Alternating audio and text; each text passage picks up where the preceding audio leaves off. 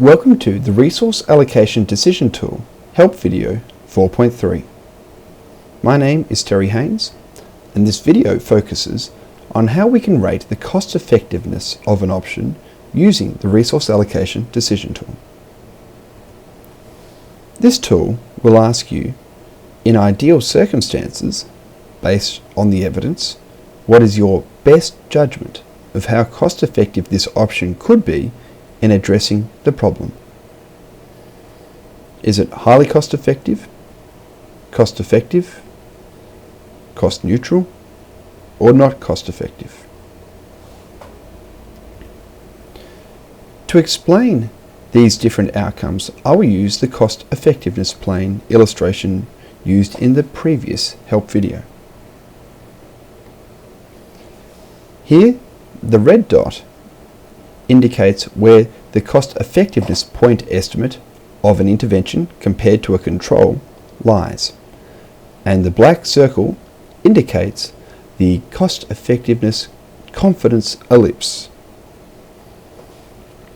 Here we have an example where the intervention does not appear to have any clinical benefit over the control condition, yet also it does not appear to have a differential cost impact compared to the control condition. This is an outcome that could be considered to be cost neutral. In this example, we have the intervention having an unfavorable impact on the health outcome, and also the control condition being more favorable in terms of costs. This is a situation where the intervention certainly is not cost effective compared to the control condition.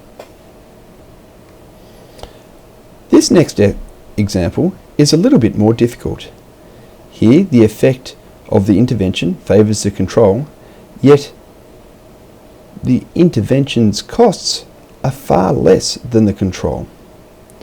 Whether you consider this intervention to be not cost effective, cost neutral, or cost effective very much relies upon where this point estimate and confidence ellipse lies relative to the cost effectiveness threshold.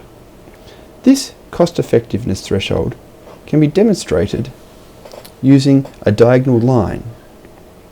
This represents the maximum acceptable cost effectiveness threshold that a particular stakeholder would be willing to have and still fund an intervention. Here you can see that the intervention cost effectiveness point estimate lies above that line, and as does a large amount of the 95% confidence ellipse. So I would be tending to say that this intervention is either cost neutral or not cost effective in this particular circumstance. The next example in the northeast quadrant of this cost effectiveness plane demonstrates a situation where the costs of the intervention are poorer, yet the effects of the intervention are superior compared to the control condition.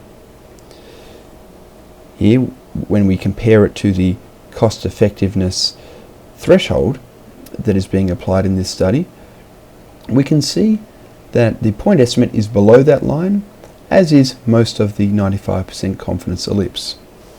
I would be tempted in this situation to either classify this intervention as being cost neutral or potentially cost effective. In this next example, we see that the intervention is clearly superior to the control condition in terms of its impact on the clinical outcome.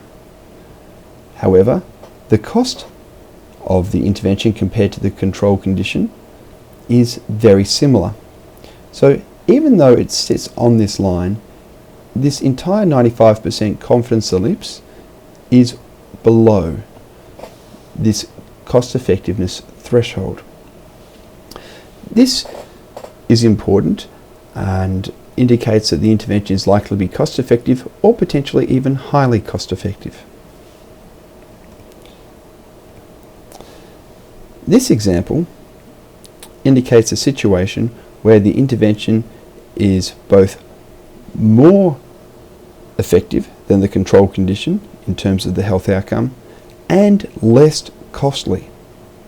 This is a situation that might be called as a dominating position of the intervention compared to the control condition by some health economists who write papers like this.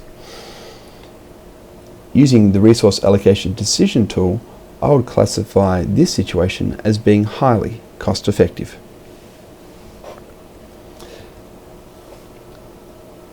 The cost effectiveness threshold being used by different stakeholders is likely to be different.